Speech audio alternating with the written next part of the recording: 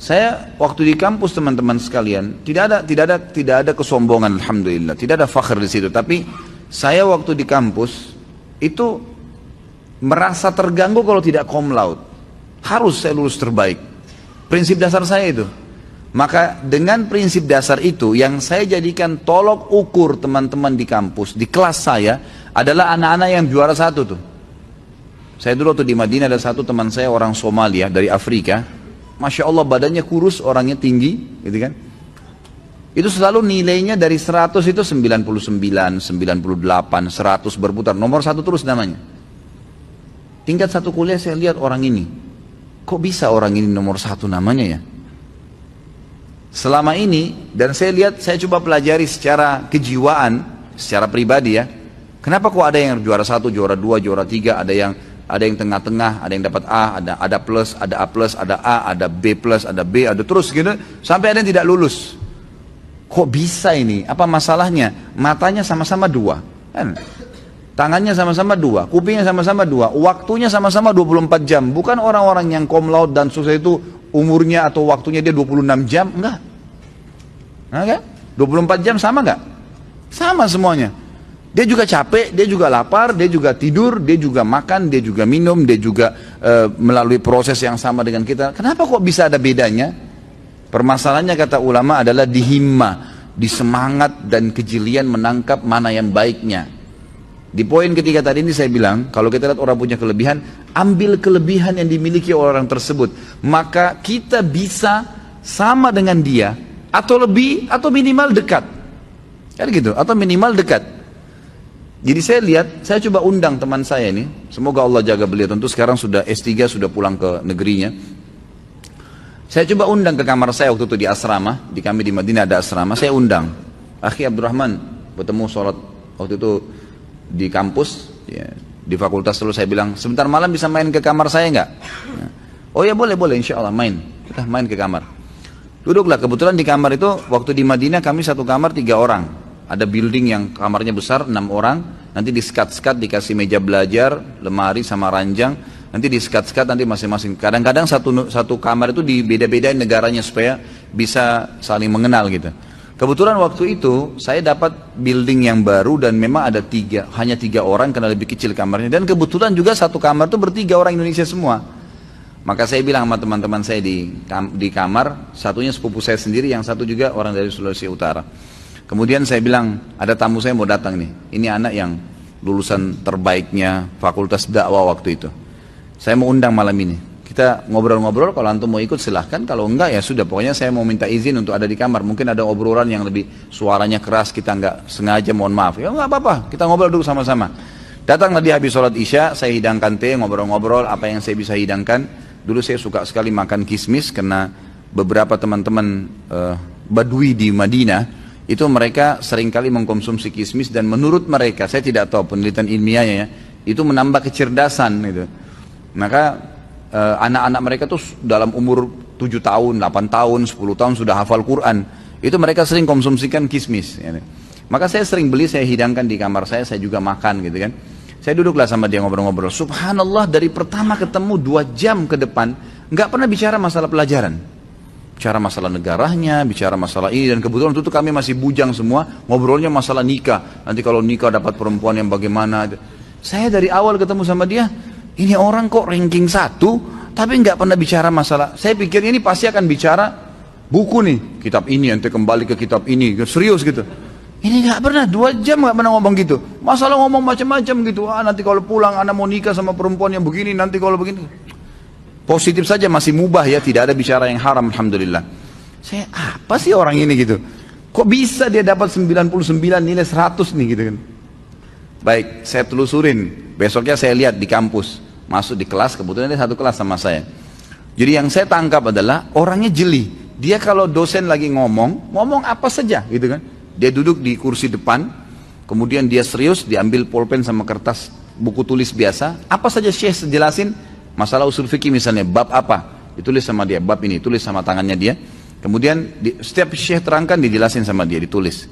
Setiap satu poin yang dijelaskan oleh dosen kami dulu, dia berhenti, Syekh sebentar. Yang anda, saya mau tanya dulu Syekh, yang anda jelaskan ini khusus itu ya, Jadi per subjudul nih, kalau kita bahasakan mungkin per paragraf, apa yang dijelaskan sama Syekh itu ditanya, sebentar Syekh, yang anda maksudkan tadi ini menurut pemahaman saya 1, 2, 3, 4, 5. Kata Syekhnya, iya benar. Begitu. Baik Syekh, kalau ujian nanti, kalau saya tulis seperti apa yang saya pahami dapat nilai enggak? Syekhnya bilang iya. Jadi seperti subhanallah di kelas itu, antara dia sama dosen, yang lain ini sudah kayak nggak ada orang gitu. Tapi yang lainnya dapat istifadah, dapat manfaat karena dia menjelaskan kembali apa yang saya jelasin gitu kan. Menurut anda begini. Jadi orang-orang juga banyak belajar. Waktu mau ujian ikhwani, buku tulisnya itu di mana-mana difotokopi sama orang. Ya. Difotokopi orang baca dan berapa banyak pahala yang didapatin tuh. Ayat Al-Quran, hukum-hukum, kaidah-kaidah hukum fikih semua difotokopi. Saya perhatikan mungkin ini kata kuncinya orang ini. Dia selalu luar biasa itu. Sampai kadang-kadang kalau dia belum paham, dosen keluar diikutin sama dia. Baiklah, saya lihat efeknya adalah karena dia sudah paham di kelas, malam ujian itu benar-benar buku tulis dia nggak ada di tangannya, dia nggak baca malam ujian itu, difotokopiin sama anak-anak yang memang sudah malas belajar nih, cuma tahu menghafal saja gitu, main fotokopi, simpan, baca gitu kan. Udah, saya tanya dia, Abdurrahman, ente nggak baca nih buku ente? Dia bilang buku anak di mana-mana difotokopi sama ikhwah semua, anak nggak tahu di mana. Ente nggak baca, sudahlah, insya Allah khair gitu. Ya sudah. Saya lihat mungkin karena saya tangkap pemahaman dia adalah seperti itu. Apa yang terjadi ikhwani? Saya coba terapkan apa yang saya tangkap positif. Ini yang saya ingin titik-beratkan ya. Jadi pengalaman pribadi saya coba terapkan. Coba deh saya ambil poin ini, saya anggap positif. Dosen masuk, saya ambil buku tulis. Pertama saya ambil pulpen, lalu kemudian dosennya ngomong. Nah, di sebelah sana Abdurrahman, di sini saya nih. Sebentar dia ngomong, Syekh begini-begini. Kalau saya belum paham, saya bilang sebentar Syekh. Kalau begini-begini. Jadi kesannya ini saya berdua di kelas ini lagi mendominasi gitu. Karena memang saya pakai cara dia gitu kan. Maka betul-betul seperti setelah berjalan ya, dosen keluar, apa yang dijelaskan tadi, karena saya ulangin lagi, Abdurrahman juga ulangin, saya jadi paham. Dan akhirnya saya mulai belajar nulis tuh. Sampai pada tingkat ikhwan, 6 bulan setelah itu, tadinya saya kewalahan, dosen ngomong apa untuk dikejar tulis itu susah. Orang ngomong kayak saya sekarang ini ngomong mengalir begini, antum tulis, sibuk nulis ini susah. Kadang-kadang kepala kita nggak bisa ngangkat lagi lihat mukanya Syekh gitu kan. Jadi tetap aja saya tulis. Subhanallah, setelah 6 bulan, karena hampir tiap hari saya gituin semua materi, saya sampai pada tingkat, alhamdulillah, bisa menulis ya di satu buku tulis dengan 2 warna pulpen. Pulpen tulisan materi dengan pulpen tinta warna hitam, yang ayatnya pulpen warna merah. Jadi dosen yang ngomong saya tulis. Itu bisa tidak ketinggalan. Awalnya nggak, masih orat-oret, saya pulang ke rumah nanti saya perbaikin lagi, pindahin di buku tulis gitu kan. Alhamdulillah dengan positif ini yang saya ambil dari dia, betul-betul apa yang Syekh sampaikan di kelas saya paham. Sampai ada materi namanya sarf dulu. Sarf ini mempelajari kenapa kasrah, kenapa fathah, kenapa dhamma dalam bahasa Arab. Itu umumnya mahasiswa malas belajar tuh. Tambah lagi Masya Allah, Allah kasih kita dosen waktu itu, dosennya ya kacamatanya tebal, suaranya kecil, hadapnya ke papan tulis. Dia ngomong sama papan tulis berdua. Gak bisa ditangkap. Ini bukan bicarain masalah aib beliau karena saya tidak sebutin namanya ya. Tapi metodenya begitu. Ini papan tulis, dia nulis, kemudian dia ngomong sendiri. Ini di belakang anak-anak tidur, yang ngobrol gak dipedulikan sama dia. Ini materinya sulit nih, bukan materi yang mudah gitu. Saya coba duduk di depan, saya coba tangkap apa yang dia bilang ini. Syekh, apa sih? Ini kenapa Syekh? Saya ulangi lagi. Tapi dia orangnya baik. Kalau kita tanya, diulangi lagi. Sampai saya paham. Subhanallah ikhwani, pengalaman yang saya dapatkan luar biasa, saya nggak bisa lupain sampai sekarang. Itu pada saat malam ujian, bukan hanya bukunya, bukan cuma buku tulis Abdurrahman yang difotokopi, gitu kan? Yang terdominasi dibagi di teman-teman seluruh pada saat itu yang angkatan saya, malah buku tulis saya itu. Karena dianggap buku tulis saya lebih rapi tulisannya, karena bisa 2 tinta yang ayat Al-Qurannya warna merah, gitu kan? Dan pernah terjadi ada seorang dosen namanya materinya Ghazul Fikri. Ghazul Fikri ini perang budaya. Maaf sebentar muadzinnya ya. Perang budaya. Jadi kita bagaimana mempelajari orang-orang non-muslim, orang orientalis, bagaimana mencari kesalahan Islam di seluruh dunia nih. Program-program kristenisasi apa saja. Dosen-dosen kami dulu pernah bawain Injil nih, Injil baca nih, halaman begini. Ini alasan mereka. Jadi pelajaran yang padat.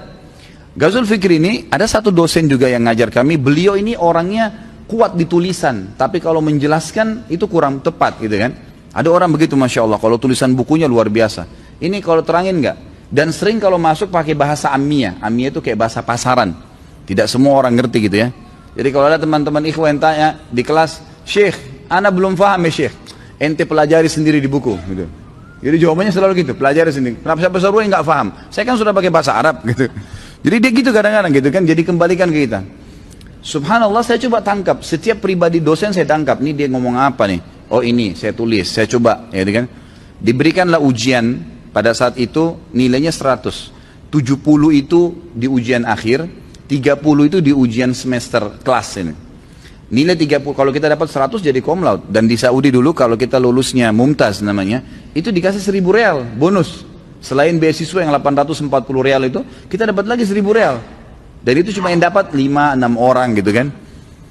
Maka saya waktu itu diberikan ujian lah satu kelas, kita 2 kelas waktu itu sekitar 100 orang jumlah mahasiswa. Diberikan beberapa 5 pertanyaan nilainya 30. Mulailah ujian, saya isi materinya, teman-teman juga pada ngisi semua. Pas minggu depan Syekh datang marah-marah di kelas. 2 kelas ini dimarahin semua sama dia. Kenapa ini saya kasih baru 5 pertanyaan sudah nggak bisa benar. Bagaimana kalau ujian yang besar nanti? Kalian bisa tidak lulus semua. Semuanya tidak jawab yang benar kecuali ini nih, bahasa lama nih, ditunjuk saya gitu kan. Orang semua kaget, saya juga kaget kok saya sendiri. Dia bilang ini orang satu-satunya dari 2 kelas ini yang jawab sempurna, saya kasih 30.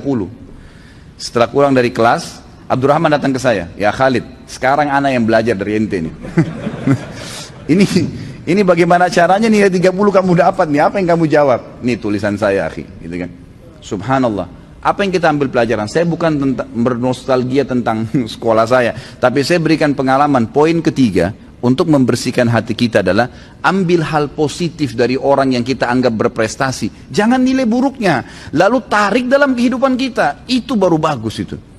Dia berhasil berusaha, usaha apa yang membuat, apa yang memotivasi dia bisa berusaha? Ambil positifnya. Oh dia merancang usaha ini, dia mulai cari investor, dia begini. Tanya, nggak apa-apa konsultasi, apa pengalaman antum, bagaimana antum bisa maju.